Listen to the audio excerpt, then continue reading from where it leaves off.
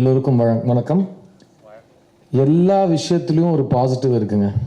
அதுதான் நான் இந்த படத்தை செலக்ட் பண்ணுறதுக்கான ஒரு காரணம். நான் வாழ்க்கையில் நான் நடக்கிற திசையை கரெக்டாக சரி செஞ்சு இன்றைக்கி உங்கள் முன்னாடி நிற்கிறதுக்கான காரணம். இன்றைக்கி நான் யங்ஸ்டர்ஸ் மட்டும் இல்லை, எல்டர்ஸ் எல்லார்கிட்டையும் சொல்கிற இதே விஷயம் தான். எல்லா விஷயத்துலையும் ஒரு பாசிட்டிவ் இருக்குது. அந்த பாசிட்டிவை நீங்கள் கொஞ்ச நாளுக்கு தான் நீங்கள் தேடி நீங்களாக எடுக்கணுங்கிற ஒரு கட்டாயம் இருக்குது. அதுக்கப்புறம் அந்த பாசிட்டிவ் உங்களையே தேடி வர ஆரம்பிக்கும். நீங்களும் அதை கரெக்டாக ரெக்கக்னைஸ் பண்ணுவீங்க.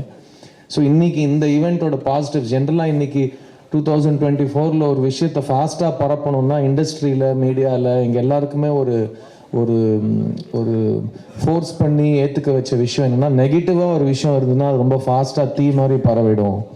ஸோ அது தம்ப்நெயில்ஸ்லேருந்து ஹெட்லைன்ஸ்லேருந்து ஒரு ஈவெண்ட்டோட ஹைலைட்ஸ்லேருந்து எல்லாத்தையுமே பார்த்திங்கன்னா மேக்ஸிமம் நெகட்டிவ் விஷயங்கள் தான் ஃபாஸ்ட்டாக பரவுது. ஸோ அதுக்காக தேட ஆரம்பித்து இப்போ ஒரு விஷயம் நெகட்டிவாக இல்லைன்னா சார் என்னமோ மிஸ்ஸிங்காக இருக்குல்லங்கிற நம்ம இறக்குற ஒரு நிலைமைக்கு வந்திருக்கோம். ஸோ நம்ம பாசிட்டிவை தேடி போவோம். ஸோ ஃபஸ்ட் அண்ட் ஃபார்மோஸ்ட் இங்கே எங்களுக்காக வந்த மீடியா நண்பர்கள் எல்லாரும் டைமுக்கு வந்தாங்க, நாங்களும் டைமுக்கு வந்தோம். ஃபங்க்ஷன் டைமுக்கு ஸ்டார்ட் ஆகி டைமுக்கு நடந்து டைமுக்கு முடிய போகுது. அது ஒரு பாசிட்டிவ் விஷயம். ஸோ எல்லாருக்கும் ரொம்ப ரொம்ப நன்றி. அப்புறமா இந்த ஃபங்க்ஷன் இவ்வளோ கிராண்டாக நடக்கிறதுக்கான நீங்கள் எல்லாருமே காரணமாக இருந்திருக்கீங்க. மிஸ்யூங்கிற படம் ஒரு ரொம்ப அழகான ரொம்ப பாசிட்டிவான ஒரு படம். இதுக்கு முன்னே நிறைய பேர் சொல்லியிருக்காங்க, இந்த படத்தில் எங்கேயுமே வெட்டுக்குத்தோ ரத்தமோ பழியோ இல்லைன்னா வன்முறையோ வன்மமோ எதுவுமே இல்லாத ஒரு பாசிட்டிவான ஒரு ஃபீல் குட் ஃபிலிம். நாங்களாம் சின்ன வயசில் விஜய் அவர்களோட படங்களை தேட்டரில் பார்த்து ரசிகர்களாக 90s வாழ்ந்த காலம். எல்லா படத்துலேயும் சாங்ஸ் நல்லாயிருக்கும், எல்லா படமும் கலர்ஃபுல்லாக இருக்கும், எல்லா படமும் நல்ல ஒரு பாசிட்டிவான ஒரு சோஷியல் கருத்தையோ ஒரு ஃபேமிலி கருத்தையோ நட்பு காதல் எல்லாம் நல்ல குணங்களை பற்றி ஏற்றி காட்டுற கமர்ஷியல் பாணியில் எடுக்கப்பட்ட படங்கள் நாங்கள்லாம் பார்த்து வந்திருக்கோம். ஸோ இப்போ இந்த 90s கிட்ஸ் 2K கிட்ஸாக சொல்கிறாங்க. எனக்கு பெருசாக அதில் வித்தியாசம் தெரியாது. எனக்கு iPhone 16க்கும் iPhone 14க்கும் வித்தியாசம் தெரியாது. ஸோ 2K கிட்ஸ்க்கும் 90 கிட்ஸ்க்கும் எனக்கு சத்தியமாக வித்தியாசம் தெரியாது. ஸோ பட் இது 90s கிட்ஸ் இந்த படத்தில் கேரக்டர்ஸாக இருப்பாங்க, அது மட்டும் நான் புரிஞ்சிட்ருக்கேன். ஸோ வாசுதேவனுங்கிற கேரக்டர் ஒரு 90s கிட், அது மட்டும் நான் சஸ்திகா கிட்டையும் எல்லாம் இந்த social media giants Ashika Ranganath இவங்களாம் எனக்கு நிறைய டியூஷன் எடுத்திருக்காங்க. ஸோ இந்த படம் 90s கிட்ஸோட கேரக்டர்ஸ் மெயினாக இருப்பாங்க இதில். அண்ட் இந்த படம் ராஜசேகர் சார் ஃபஸ்ட்டு என்கிட்ட கதை சொல்கிறப்போ நான் கேட்டேன், என்ன கதை சொல்ல போகிறீங்க? லவ் ஸ்டோரி சொல்ல போகிறேங்க. ஏங்க எனக்கு லவ் ஸ்டோரி வேண்டாங்க, நான் 10 வருஷமாக அந்த பக்கமே தலை வச்சு படுக்கலை. ஏன்னா ஏன்னு கேட்டார். இல்லை சார், லவ் ஸ்டோரி பண்ணால் அது தெலுங்கில் அது பண்ணி வேறு எந்த படமும் வராமல் எந்த படத்தை எடுத்தாலும் லவ் ஸ்டோரி தான் வந்துச்சு எனக்கு. ஸோ இந்த பையனால் இது மட்டும்தான் பண்ண முடியும்னு என்ன ஒரு நெருக்கடி பண்ணிட்டாங்க. அதுலேருந்து நான் லெட்டர் எழுதாமல் ஓடினவன் தான். இது வரைக்கும் திரும்ப காதல் பக்கமே வரல. காதல் சொதப்போது எப்படி தான் என்னோட out and out romantic comedy படம். அது நான் ஃபஸ்ட்டு தயாரித்த படங்கிறதுனால அதுக்கப்புறம் பண்ணலை. ஸோ நான் கதை சொல்லுங்கள் சார், மோஸ்ட்டாக நான் நோ தான் சொல்லுவேன் அப்படின்னு சொல்லிட்டு கதை கேட்டேன். அவர் கதை ஆரம்பிக்கிறப்போ, உங்களுக்கு உலகத்திலே பிடிக்காத ஒரு பொண்ணுக்கிட்ட நீங்கள் லவ் சொல்ல போகிறீங்க அப்படின்னாரு. உலகத்திலே பிடிக்காத பொண்ணுக்கு ஏன் லவ் சொல்ல போகிறேன்னு கேட்டேன். அங்கேருந்து தான் நரேஷன் ஸ்டார்ட் ஆச்சு. ஸோ கதை கேட்டதுக்கப்புறம் நான் அவர்கிட்ட சொன்னேன், ராஜசேகர் சார் இந்த படம் ரொம்ப நல்லா இருக்குது, ஆனால் எனக்கு ஒரு சத்தியம் பண்ணி கொடுங்க, நீங்களும் நானும் பார்க்காத ஒரு படமாக நம்ம எடுப்போம். பிகாஸ் ஏற்கனவே அரைச்ச மாவை திரும்ப அரைக்கிறதுக்கு நானும் தேவையில்லை, நீங்களும் தேவையில்லை. அதுக்கு இயற்கையாக வேறு ஆளுங்களை தேடிக்கும், நம்ம ஏதாவது புதுசாக பண்ணுவோம். ஸோ இதை நீங்கள் நானும் பார்க்காத ஒரு படமாக எடுப்போம். அப்போ தான் இந்த காலத்து பசங்க கிரிஞ்சுலாம் சொல்லாமல் இருப்பாங்க. பிகாஸ் அவங்களுக்கு கொஞ்சம் பழைய வாடை வந்தோடனே கிரிஞ்சுன்றாங்க, எல்லாத்துக்கும் கிரிஞ்சுன்றாங்க. பட் இது ஒரு பிரத்யேகமாக இந்த ஒரு விஷயத்துக்கு சொல்கிறாங்கன்னு நான் கொஞ்சம் ரிசர்ச் ஆராய்ச்சிலாம் பண்ணி கண்டுபிடிச்சேன். ஸோ நீங்களும் நானும் பார்க்காத ஒரு படமாக பண்ணுவோம் ராஜசேகர் அப்படின்னு சொல்கிறப்போ இந்த ஜேர்னி ஸ்டார்ட் ஆச்சு. அங்கே தான் சாம் மேத்யூ எங்கள் வாழ்க்கை கூட வந்தார். சாம் மேத்யூவை நான் மீட் பண்ணுறதுக்கு முக்கியமான காரணம், அவருக்கு ஒரு கேர் ஆஃப் அட்ரஸ் என்னன்னு கேட்டேன். அவங்க மௌனிகாவோட ஹஸ்பண்ட் நாங்கள். அப்படியே அவங்க ரொம்ப நல்லவங்க, கண்டிப்பாக இவர் நல்லவராக இருப்பார் அப்படின்னு எனக்கு ஒரு தைரியம் வந்துச்சு. ஸோ அப்படி தான் அவரை மீட் பண்ணுறது நடந்துச்சு. அண்ட் பார்க்குறதுக்கு என்னமோ ஒரு பிராண்ட் லான்ச்சுக்கு வந்த CEO மாதிரி பேசிட்டு போயிட்டார் அவர். இது ரொம்ப தேவை சார் சினிமாவுக்கு. ஜென்ரலாக ப்ரொஃபஷ்னலாக இருக்கிறது, டைமுக்கு விஷயங்களை ஸ்டார்ட் பண்ணி டைமுக்கு முடிக்கிறது, கரெக்டான நேரத்துக்கு சம்பளத்தை கொடுத்து யாரையுமே அவங்கள டிக்னிட்டியை தோக்கடிச்சு கெஞ்ச வைக்காமல் எல்லாத்துமே ரொம்ப ஃபேராக பண்ணியிருக்கீங்க. அண்ட் ராஜசேகரும் நானும் என்னெல்லாம் இந்த படத்துக்கு கேட்டோமோ எல்லாமே கொடுத்துருக்கீங்க. So thank you so much for supporting a film. மிஸ்யூங்கிற படம் வந்து ட்ரெண்ட் ஃபாலோ பண்ணுற படம் கிடையாதுங்க. இப்போ கடந்த 10 வருஷத்தில் இவ்வளோ படம் லவ் ஸ்டோரி வந்து ஜெயிச்சிருக்கு, அதனால நாங்கள் இதில் முதலீடு போட்டு பண்ணுறோங்கிற மாதிரி அவங்க வரல. இது வந்து ஒரு கதையை மட்டும் நம்பி எடுக்கப்பட்ட படம். ஏன்னா கார்த்தி சொன்ன மாதிரி லவ் ஸ்டோரிஸ்க்கு எப்போவுமே ஒரு பயங்கரமான ஒரு ஃபேன் பேஸும் ஒரு டைம்லெஸ்ஸான ஒரு ஃபாலோயிங் இருக்கும். அது எனக்கு தெரியும். பிகாஸ் நான் தெலுங்கு படம் நடிக்கிற காலத்தில் வந்து காலேஜ் பசங்களாம் இப்போ கல்யாணம் ஆகி குழந்தைங்கள காலேஜ் அனுப்புகிற வயசுக்கு வந்திருக்காங்க. அவங்களாம் வந்து என்னை மீட் பண்ணுறப்போ சொல்லுவாங்க, நீங்கள் ஏன் லவ் ஸ்டோரி பண்ணுறது இல்லை? அப்போ நான் சொல்லுவேன், எனக்கு போர் அடிக்குது, புதுசாக இல்லை, பண்ணுறது போர் அடிக்கும்னு சொன்னேன். அவங்க சொன்னாங்க, நாங்களாம் லைஃப்பில் நல்ல பையனை செலக்ட் பண்ணி கல்யாணம் பண்ணி வாழ்க்கையை நல்லதாக நடத்துறதுல உங்களுக்கு ஒரு பெரிய ஒரு இன்ஃப்ளூயன்ஸ் இருக்குது. ஏன்னா நீங்கள் பண்ண படங்களில் எப்போவுமே ரொம்ப நல்ல பசங்க எப்படி இருந்தால் நல்லா இருக்குமோ அந்த மாதிரி பசங்களோட ப்ராப்ளம்ஸ் நீங்கள் பேசி 2 பேர் லவ் பண்ணுறப்போ எதுக்கு லவ் பண்ணுறாங்க, ஒரு பொண்ணு ஒரு பையனை எதுக்கு பிடிச்சிருக்கு, ஒரு பையனை எதுக்கு ஒரு பொண்ணை பிடிக்கணும் அப்படிங்கிற காரணங்கள் ரொம்ப ஜென்வினாக ரியலான காரணங்கள், மிடில் கிளாஸ்க்கு புரிகிற காரணங்களாக சொல்லியிருக்கீங்க. அது எங்களை லைஃப்பில் ரொம்ப இன்ஃப்ளூயன்ஸ் பண்ணியிருக்கு. நாங்கள் எங்கள் பசங்களை வளர்க்குறப்ப கூட உங்கள் படங்கள்லாம் காட்டி அந்த சாங்ஸ்லாம் காட்டி வளர்க்குறோம். So it's a very positive influence on us from your ஃபிலிம்ஸ்னு சொன்னாங்க. அது எனக்கு ரொம்ப ரொம்ப டீப்பாக டச் பண்ண ஒரு விஷயம். அண்ட் எல்லா ஜானருமே ஒவ்வொரு தலைமுறைக்கும் திரும்ப ஒரு வாட்டி எடுக்க வேண்டிய கட்டாயம் நம்ம இருக்கும், நமக்கு அந்த பொறுப்பு இருக்குது. பிகாஸ் இப்போ 25 இயர்ஸ் ஒரு ஜென்ரேஷனே வயசுக்கு வந்திருக்கும், 20 வருஷத்துக்கு 10 வருஷத்துக்கு அப்புறம் இன்னொரு ஜென்ரேஷன் வயசுக்கு வரும். ஸோ அவங்க முதல் முறையாக காதல்னா என்ன, அந்த அட்ராக்ஷன்னா என்ன, ஹார்மோன்ஸை மீறி புரிதல்னா என்ன, நட்புனா என்ன, மரியாதைனா என்ன, ஒரு தம்பதியராக வாழ்கிறதுக்கு என்ன அப்படிங்கிற எல்லா இமோஷன்ஸும் ஃபஸ்ட் டைம் அவங்க வெளித்தரில் காட்டுறப்போ, பெரிய ஸ்க்ரீனில் பார்க்குறப்போ நமக்கு அந்த பொறுப்பு இருக்குது. நம்ம அதை வந்து இந்த ஜென்ரேஷனுக்கு அடாப்ட் பண்ணி அவங்களுக்கு அதை புதுசாக காட்டணும். பட் அது எப்போவுமே கருத்து தான். ஏன்னா எல்லாருக்கும் பிரச்சனைகளாக இருக்கட்டும், சந்தோஷம் கொடுக்குற விஷயங்களாக இருக்கட்டும் 1000 வருஷமாக பெருசாக மாறல. ஸோ அதை வந்து கரெக்டாக பேஸ் பண்ணி எழுத்தாளர்கள் அசோக் போன்ற, ராஜசேகர் போன்ற கதாசிரியர்கள் சேர்ந்து எழுதி ஒரு படத்தை வந்து கொண்டு வரப்போ அது ரொம்ப ஒரு பெரிய பொறுப்பாக நான் பார்க்குறேன். இது வந்து எழுத்துக்கு ரொம்ப முக்கியத்துவம் கொடுக்குற ஒரு படமாக இருக்கும். முக்கியமாக இது வந்து ரியாலிட்டியும் சம்மந்தப்பட்ட விஷயமா இருக்கும், ஆனால் சினிமாக்கான அழகும் இந்த படத்தில் இருக்கும். அதனால தான் ரெட் ஜாயிண்ட் தைரியமாக இந்த படத்தை தியேட்டரில் உங்களை வந்து கூப்பிட்டு இந்த படத்தை காட்டுறாங்க. அண்ட் டிஸ்ட்ரிபியூட்டர்ஸ் ரெட் ஜாயிண்ட் ரொம்ப ரொம்ப நன்றி சொல்லிக்கிறேன். மூர்த்தி சாராக இருக்கட்டும், ராஜாவாக இருக்கட்டும், அர்ஜுனாக இருக்கட்டும். ஏன்னா ஒரு படத்தை பார்த்து அந்த படத்து மேலே இருக்கிற பிலீஃப் அவங்க போடுறது இண்டஸ்ட்ரிக்கே ஒரு ஒரு ஒரு ஃபீலர்ஸ் கொடுக்குற ஒரு தருணத்தில் நம்ம இருக்கோம். So thank you to our partners T series for music and Red Giant for distribution இந்த படத்தில் வந்து இணைஞ்சதுக்கு. கார்த்தியை பற்றி டக்குன்னு ஒரு விஷயம் சொல்லிடுறேன். ஏன்னா வந்து எனக்காக இங்கே வந்தான் நைட் ஷூட்டிங் வச்சுக்கிட்டு நிறைய கதை சொன்னான். நான் நடிக்கிறப்போ அவன் அசிஸ்டண்ட்டாக எப்படி வேலை செஞ்சான்னு. அங்கே நடந்த ஒரு முக்கியமான விஷயத்தை சொல்ல மறந்துட்டாங்க. அப்போது செட்டில் நான் கூப்பிட்டு சொன்னேன், டேய் நீயும் இந்த மாதிரி நடிகன் தான் நான் ஆக போகிறேன் அப்படின்னேன். நான்லாம் அந்த மாதிரி இல்லை மச்சி, நான் ரொம்ப டெடிக்கேட்டடாக ஃபோக்கஸ்டாக இருப்பேன். நான் பண்ணால் டைரக்ஷன் தான், கட் பண்ணால் பருத்தி வீரன் அனௌன்ஸ் ஆகுது. நான் ஃபோன் பண்ணேன், அவன் எடுக்கலை. திரும்பவும் ஃபோன் பண்ணேன், என்னடா எடுக்க மாட்டேங்கிற, சொல்லு மச்சி, என்னமோ பெரிய பில்டப் விட்ட, நீ இப்படி நீ அப்படி, சரி இருக்கட்டும் இப்போ ஒத்துக்கிட்டேன், இப்போ என்ன பண்ண சொல்லு, ஒழுங்காக நடிகனா நல்ல பேர் வாங்க அப்படின்னு சொல்லிட்டு நாங்கள் ஃபோனில் கிண்டல் பண்ணிக்கிட்டோம். அன்னிலேருந்து இன்னி வரைக்கும் எங்கள் நட்பும் மாறலை. அண்ட் எனக்கு கார்த்தி மேலே இருக்கிற நம்பிக்கை, அவன் மேலே இருக்கிற மரியாதை கொஞ்சம் கூட குறையில. இன்ஃபேக்ட் நான் சமீப காலத்தில் பார்த்த ரொம்ப ரொம்ப ரொம்ப பாசிட்டிவான ஒரு படம் மெய்யழகன். அந்த மாதிரி படத்தை ஒத்துக்கிட்டு அந்த அளவுக்கு நடித்து அந்த படத்தை அப்படி சப்போர்ட் பண்ணி வெளியே கொண்டு வந்தது, அதுவும் ஒரு பெரிய கமர்ஷியல் ஹீரோவாக பேர் எடுத்த என் நண்பன் கார்த்திக்கு ஒரு ஹேட்ஸ் ஆஃப் அண்ட் ஒரு சல்யூட். ஏன்னா நான் அவனுக்கு மெசேஜும் போட்டேன், ஃபோன் பண்ணி ரொம்ப நேரம் நான் அழுதுகிட்டே உணர்ச்சிகளை கொட்டிக்கிட்டு அவங்ககிட்ட ஃபோனில், டேய் நீ பெரிய நடிகன் ஆகிட்டடான்னு அவங்ககிட்ட சொல்ல, அவன் வந்து அதை ரொம்ப ரசித்து கேட்டுக்கிட்டாப்புல. சொல்லு மச்சி, இன்னும் சொல்லு மச்சி, நான் கேட்குறேன், கேட்டுட்டு இருக்கேன், சொல்லு மச்சின்றாப்புல. ஸோ அந்த ரொம்ப என்ஜாய் பண்ணி நான் பார்த்த படம். அண்ட் அந்த மெய் அழகனை என் ஃபங்க்ஷனுக்கு நான் கூப்பிடணும், அவன் கையால் இந்த ட்ரெய்லர் லான்ச் ஆகணும். ஏன்னா இன்னும் 6 நாளில் படம் ரிலீஸ் ஆக போகுது. இன்னைக்கு வந்து எப்படி ஒரு படத்தை ஆடியன்ஸ் கிட்ட எடுத்துகிட்டு போவோம்னா, அந்த படத்தில் இருக்கிற வைப், இந்த பசங்க வைப்ன்றாங்கல்ல, அந்த வைப் ஆடியன்ஸ் கிட்ட ரிலீஸுக்கு முன்னாடி எப்படியாவது கடத்திடணும். மிஸ்யூங்கிறது ஒரு பாசிட்டிவ் படம், என் மெய்யழகன் கார்த்தி ஒரு பயங்கர பாசிட்டிவானவன். ஸோ அவன் கையால் இந்த ட்ரெய்லர் எடுத்துகிட்டு போகிறப்போ ஆடியன்ஸுக்கு வந்து ஆட்டோமேட்டிக்காக இந்த படத்தில் என்ன எக்ஸ்பெக்ட் பண்ணணும்னு ஒரு வைப் கிரியேட் ஆகும்னு ஒரு நம்பிக்கையில் அவனை நான் கூப்பிட்டேன். அவர் இங்கே வந்தார், திரும்ப மரியாதையாக வந்துடும், போகிற நட்பு. அவர் எங்களுக்கு நம்பி இங்கே வந்து எங்களுக்காக டைம் ஸ்பெண்ட் பண்ணதுக்கு கார்த்தி ரொம்ப ரொம்ப நன்றி. I love you and keep on rocking. And இப்படியே நல்ல படங்களுக்கும் சப்போர்ட் பண்ணிக்கிட்டே it'll really mean a lot to us. இந்த படத்தில் ஒர்க் பண்ண என்டையர் டீம் வந்து எல்லா படங்கள் விழாவிலும் நீங்கள் கேள்விப்பட்டிருப்பீங்க, நாங்கள் வந்து ஒரு குடும்பமாக சுற்றினோம், இப்படி சேர்ந்து சாப்பிட்டோம், ஒரே பாயில் படுத்தோம்லாம் நீங்கள் கேள்விப்பட்டிருப்பீங்க. இந்த படத்தில் நிஜமாவே அது செட்டில் ஒரு கலகலப்பான ஒரு செட்டுனா நான் ஏன் இந்த கலகலப்பான செட்டு நான் இவ்வளோ பிரத்யேகமாக நான் சொல்கிறேன்னா, சித்தாங்கிற ஒரு படம் நான் எடுத்து முடித்து ரிலீஸ் பண்ணி உங்களோட தயவோட ஆடியன்ஸோட நம்பிக்கையோடு அது என் கரியர்லேயே ஒரு மறக்க முடியாத ஒரு வெற்றியாக அமைஞ்சது. ஆனால் அந்த படம் எடுக்கிறதுக்கு எனக்கு 2 வருஷம் ஆச்சு. அந்த 2 வருஷம் நான் அந்த கண்டென்ட்டில் இருக்கிற நம்பிக்கை, அந்த படத்தில் இருக்கிற வேல்யூ, அதோட ரெஸ்பான்சிபிலிட்டி அதை உணர்ந்து ஒரு பயங்கர டார்க் அண்ட் ஹெவியான ஒரு பிளேஸில் இருந்தேன்னா, நான் அடுத்தது கேட்குற படம் ரொம்ப ஜாலியாக இருந்தால் நல்லாயிருக்கும், எல்லாருமே சந்தோஷமாக சிரிச்சுக்கிட்டே எனக்கு கொஞ்சம் கூட ஒரு ஒரு ஒரு ஹெவி தாட்டே இல்லாமல் ஒரு ஷூட்டிங்க்கு போனால் நல்லாயிருக்கும்னு யோசிக்கிற காலத்தில் இந்த படம் எனக்கு கிடச்சிது.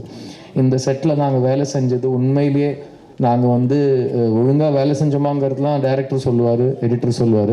பட் நாங்கள் ரொம்ப என்ஜாய் பண்ணி வேலை செஞ்சோம், இது என்னால் சொல்ல முடியும். அதுக்கு முக்கியமான காரணம் இங்கே இந்த ஃப்ரண்ட் ரோலில் உட்காந்துருக்கிற என்னோட கோ ஆக்டர்ஸ் அண்ட் என்னோட டெக்னீஷியன்ஸ். நான் அங்கேருந்து வரேன் lyricist first Mohanraj sir, thank you so much. உங்களோட டைட்டில் கார்டு படிக்கிறப்போ ரொம்ப சந்தோஷமாக இருக்குது. ஒரு பாட்டு எழுதணும்னு நம்ம ஏக்கத்தில் இருந்தோம், 6 பாட்டு எழுதிட்டீங்க. ஸோ ரொம்ப சந்தோஷம். More and more collaborations are waiting for us. இந்த படத்தோட ஃபஸ்ட்டு பிள்ளையார் சுழி போட்டது அசோக் தான். ஏன்னா அவர் தான் பேப்பரில் பேனா வச்சு டைலாக் எழுதினார்.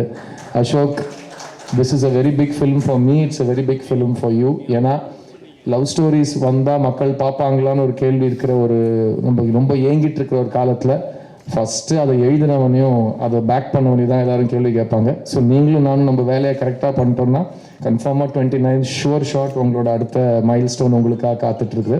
Keep writing the way you write. Be genuine, be curious, be warm and be respectful. I love your work. Thank you for writing this film for me.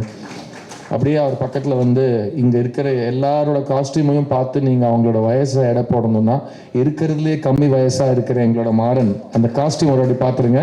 என்ன சொன்னார், ஆமாம் சார் இப்படிலாம் போட்டதான் சார் பார்க்குறாங்க அப்படின்னு வந்தார் அவர். ஸோ மாறண்ணே, இந்த படத்துக்கு முன்னாடியே நான்லாம் இந்த எல்லா பொண்ணுங்களும் நாங்கள் ஸ்கூல்லேருந்து உங்கள் ஃபேன்ஸ்ன்னு சொல்லி அந்த மாறத்தை வாங்குவாங்க. நான் உங்களை வாங்குறேன், நான் ஸ்கூல்ல இருந்து அவங்கள ஃபேன் மாறண்ணே அப்படிங்கிற மாதிரி நான் சொல்லுவேன். இந்த படம் லொலுசபா மாறன் வந்தது எங்களுக்கு ஒரு மிகப்பெரிய ஒரு ப்ளஸ்ஸுங்க. ஏன்னா ஒரு ஃப்ரெண்ட்ஸ் குரூப் உட்காருங்க, ஏன் இப்படி பண்ணுறீங்க, காஸ்டியூம் பார்த்துட்டாங்க. ஒரு ஃப்ரெண்ட்ஸ் குரூப்னு நீங்கள் எடுத்துக்கிட்டிங்கன்னா நம்ம சினிமா கலாச்சார அடிப்படையில் காலேஜ் ஃப்ரெண்ட்ஸ்னால் இப்படி தான் இருக்கணும்னு சம்மந்தமே இல்லாத ஒரு மேல் காஸ்டிங் மட்டும் நடக்கும். 4 பசங்க என்னமோ எதுக்கு இவங்க 4 பேர் எப்படி ஃப்ரெண்ட்ஸாக இருக்காங்க, இவங்க படத்தில் மட்டும்தான் ஃப்ரெண்ட்ஸாக இருக்க முடியும்னு ஒரு நமக்குத்தன்மை இல்லாத ஒரு ஃப்ரெண்ட்ஷிப் நம்ம நிறைய பார்த்துருக்கோம். இந்த படத்தில் என்னோடய ஃப்ரெண்ட்ஸ் குரூப்புங்கிறது என்னோடய கரியர்லேயே ரொம்ப எனக்கு பிடிச்ச ஒரு ஃப்ரெண்ட்ஸ் குரூப்பாக அமைஞ்சிருக்கு.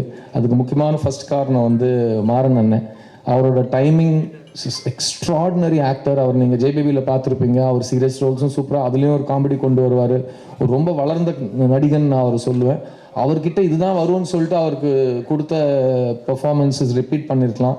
பட் எங்கள் மிஸ் யூ படத்தில் ராஜசேகரும் அசோக்கும் அவர் கொடுத்த ஒரு பாடி லாங்குவேஜாக இருக்கட்டும், பேசுகிற ஸ்டைல், அதில் அவர் கொண்டு வந்த சார்ல்ஸுங்கிற கேரக்டர் கொண்டு வந்த ஒரு காமிக் ரிலீஃப், ஒரு ரொம்ப சீரியஸான சீனை கூட அவர் படத்தோட மூட் டிஸ்டர்ப் ஆகாமல் ஜனங்களை ஈஸியாக சிரிக்க வச்சு அந்த பாயிண்ட்டை புரிய வைக்கிறாரு.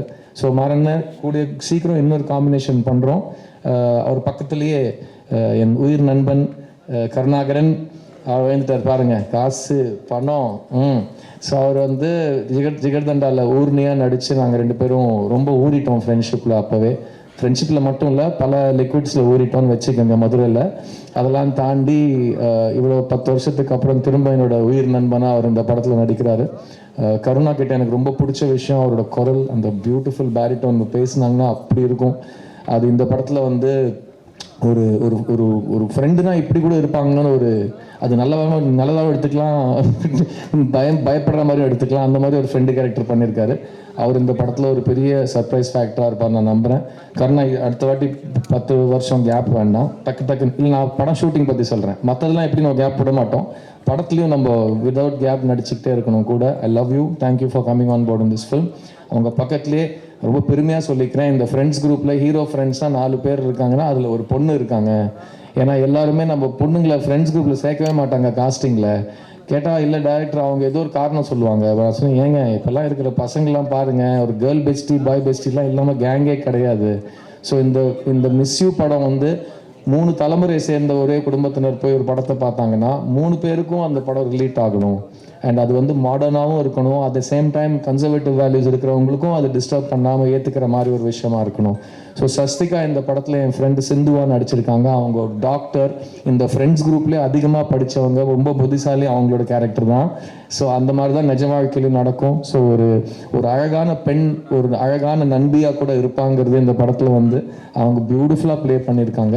அண்ட் பியூட்டிஃபுல் சொல்கிறப்போ அந்த இன்னொரு பியூட்டிஃபுல்லோட பக்கம் ஒரு பக்கம் ஒருத்தர் இருக்கார், பால சரவணன். அவர் வந்து சொன்னார், சார் அடுத்த படத்தில் நாங்கள் உங்களை டார்ச்சர் பண்ண மாட்டோன்னு. நீங்கள் கண்டிப்பாக டார்ச்சர் பண்ணுவீங்க, ஆனால் நீங்கள் பண்ணிக்கிட்டே இருங்க. ஏன்னா இந்த சஸ்திகா பாலசரவணன்னா செட்டில் இருக்கிறப்போ நம்ம ஒரு யோசிச்சு நானும் ராஜசேகரும், அவர் இவ்வளோ தூரத்துல தான் இருப்பார், இங்கேருந்து நானும் அவர் பேசி முடிக்கிறதுக்குள்ளே என்ன பேச வந்தோன்னு மறந்துடுவோம். ஏன்னா அவ்வளோ பக்க அவங்க 2 பேரும் கொஞ்சம் வெளியில் கூட்டிகிட்டு போங்கன்னு நானும் ராஜசேகரும் ரொம்ப நாள் கெஞ்சிருக்கோம். பட் அந்த அளவுக்கு ஒரு எனர்ஜி இந்த படத்துக்கு கொண்டு வந்திருக்காங்க. Bala Saravanan is a fantastic actor. எனக்கு அவர் 12-13 ஷார்ட் ஃபிலிம்லேருந்து தெரியும். நான் அப்பப்போ பீடான்னு ஜோக் அடிச்சிட்ருப்பேன். அவரோட ஃபேமஸ் கேரக்டர் அது. அண்ட் அவர் வந்து லப்பர் பந்தில் பண்ண பர்ஃபார்மன்ஸ் எனக்கு ரொம்ப பிடிச்சிது. அவர் வந்து விலங்கில் பண்ண பர்ஃபார்மன்ஸ் எனக்கு ரொம்ப பிடிச்சிது. ஸோ அவர் சீரியஸும் பண்ணுவார், காமெடியும் பண்ணுவார்.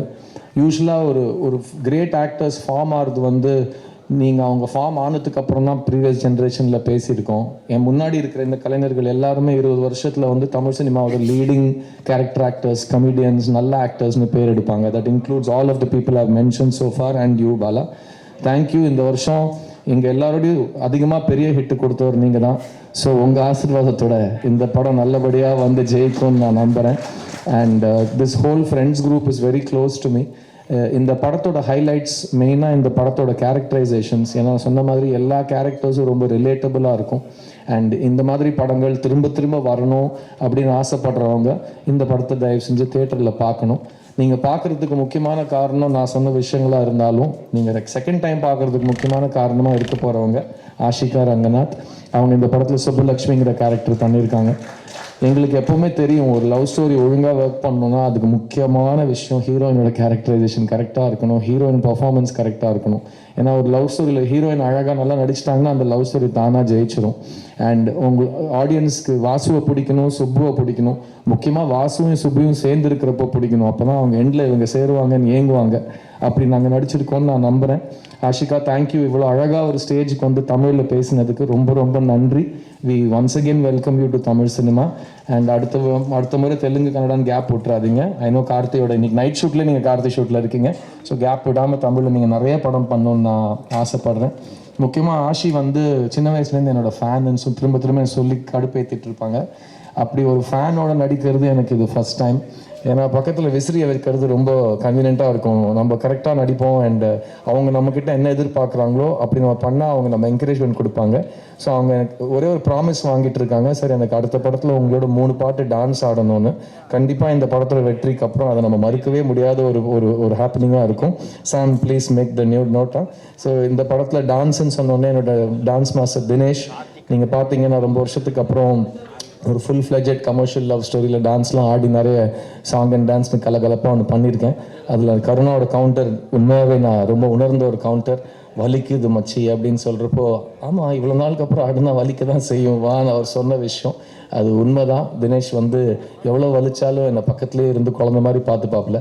அண்ட் குழந்த மாதிரி பார்த்துக்கிறத பற்றி சொல்கிறப்போ என் பக்கத்தில் என்னோடய makeup artist Sivamalleswar Rao sir இருக்கார்.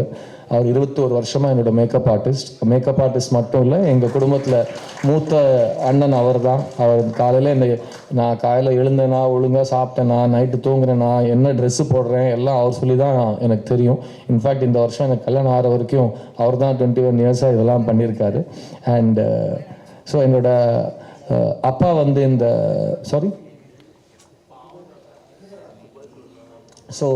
அப்பா கேரக்டர்ஸ் இந்த படத்தில் ரொம்ப முக்கியமான கேரக்டர்ஸ் ப்ளே பண்ணியிருக்காங்க.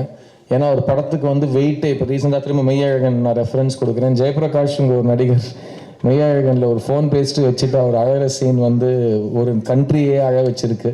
ஒரு வார்த்தை கூட பேசாமல் ஒரு பெரியவர் அப்படி நொறுங்கி அழறப்போ அதில் கொஞ்சம் கூட மெலோட்ராமா சேர்க்காம எல்லாரும் அவங்களோட குடும்பத்தினரை மிஸ் பண்ண வச்ச ஒரு பர்ஃபார்மர் அந்த சீனில்.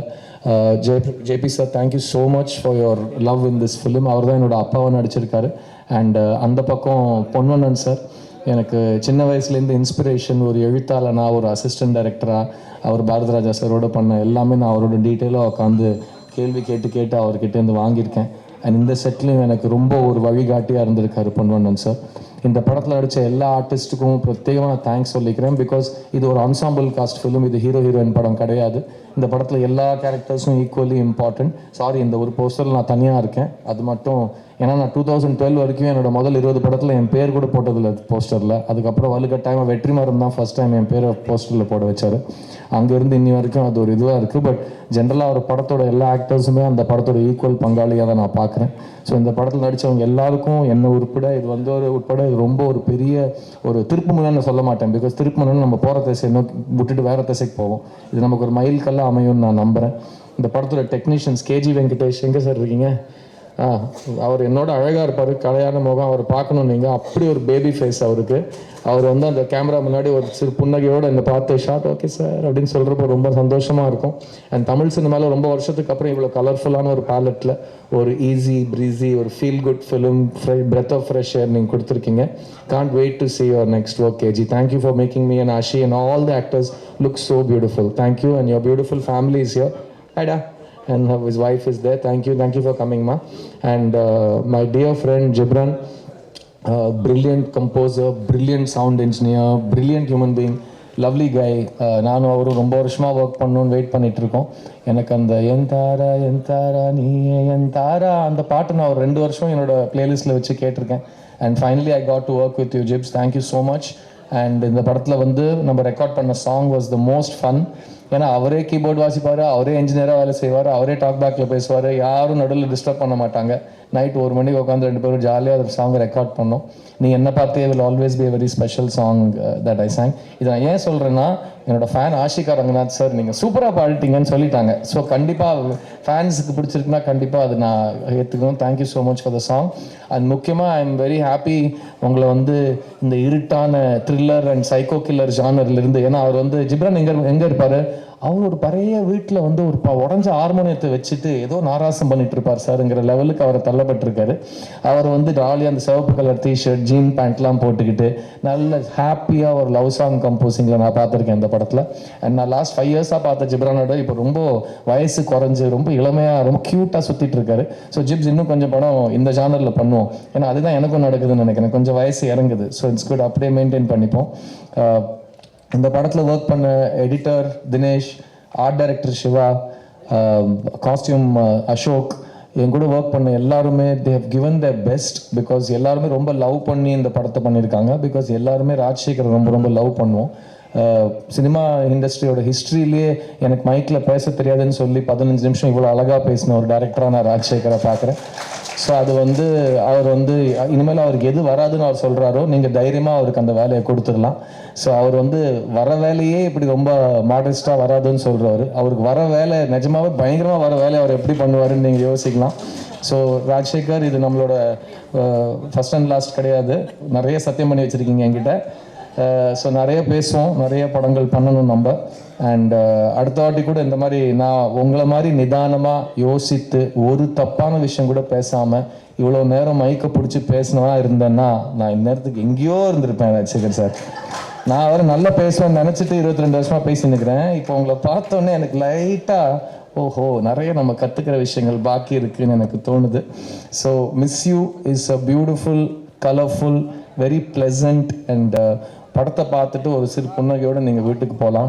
நான் சொன்ன மாதிரி இது எல்லா ஏஜ் குரூப்ஸ்க்கான படம்.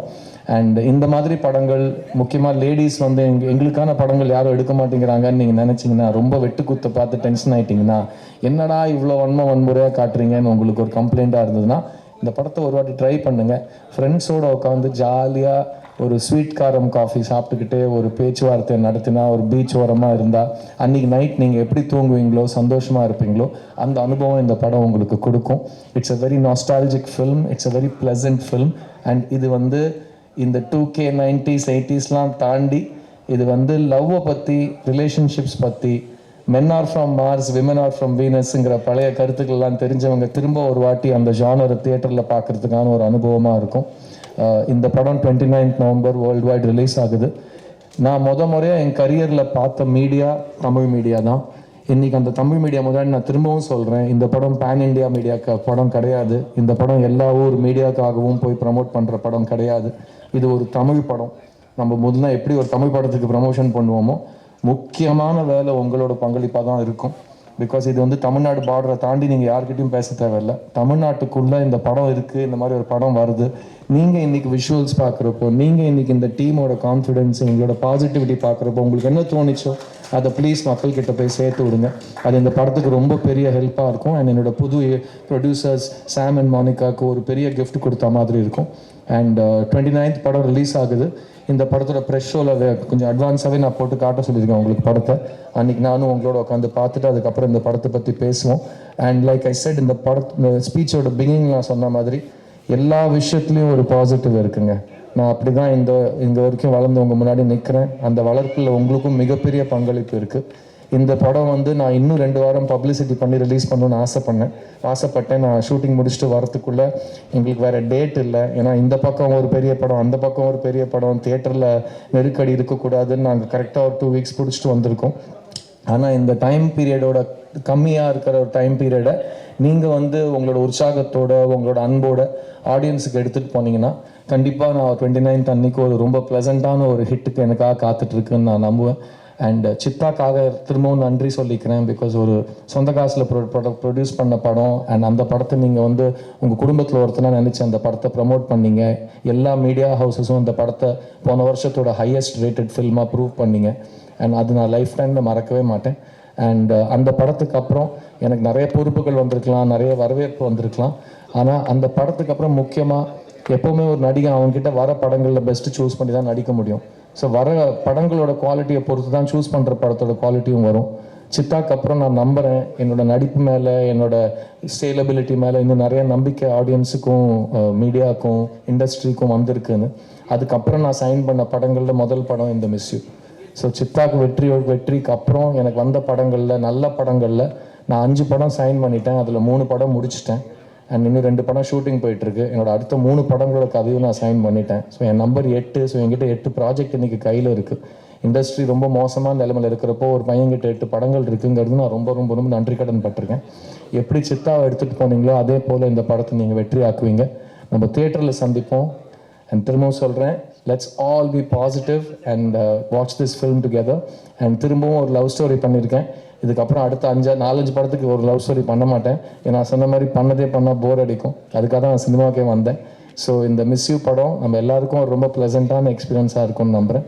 தியேட்டரில் சந்திப்போம். சேர்ந்து காதலை பற்றி, அன்பை பற்றி, நட்பை பற்றி, குடும்பங்கள் பற்றி பேசுவோம், கொண்டாடுவோம். Love you all. Thank you so much.